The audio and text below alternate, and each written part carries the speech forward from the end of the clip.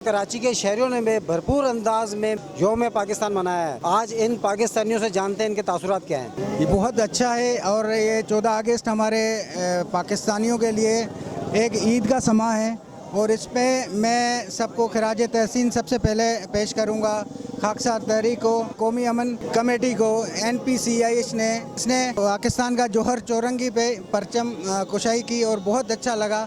इसमें हम सब खड़े हैं, इधर न कोई सिंधी है, न पंजाबी है, न मुहाजर है, न पठान है, न सराइकी है, न कश्मीरी है। हम सब पाकिस्तानी हैं। हम ये पाकिस्तानी अवाम को सब पैगाम पेश करते हैं कि हम एक मुट्ठी एक दम हो जाए, एक आवाज़ हो जाए। कोई भी किसी की माँ का लाल कोई भी पाकिस्तान को नहीं हिला सकता। जैसा कि आपको पता है आज माशाल्लाह से यौम आज़ादी, जश्न आज़ादी का दिन है हमारे लिए।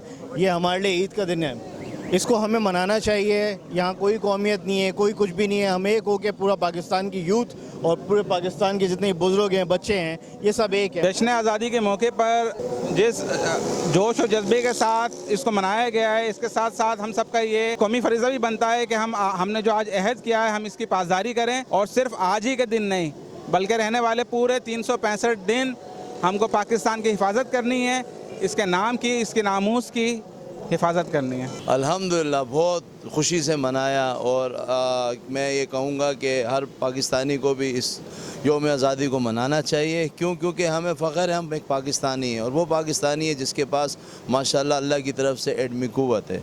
के लिए मेरी दुआ है, be Pakistani and buy Pakistani. Pakistan जिंदाबाद, पाकिस्तान जिंदाबाद, पाकिस्तान जिंदाबाद, पाकिस्तान जिंदाबाद। जी, आज़ादी एक नेमत है और अल्लाह ताला की तरफ से दी गई इस नेमत को पाकिस्तानी हर साल मिली जोश जज्बे से मनाते हैं। इस शेर के साथ इख्तिताम करेंगे कि मौज बढ़े आंधी आए, दिया जलाए रखना है, इस घर की खातिर 100 दुख झेलें, घर तो आखिर अपना है। पाकिस्तान जिंदाबाद।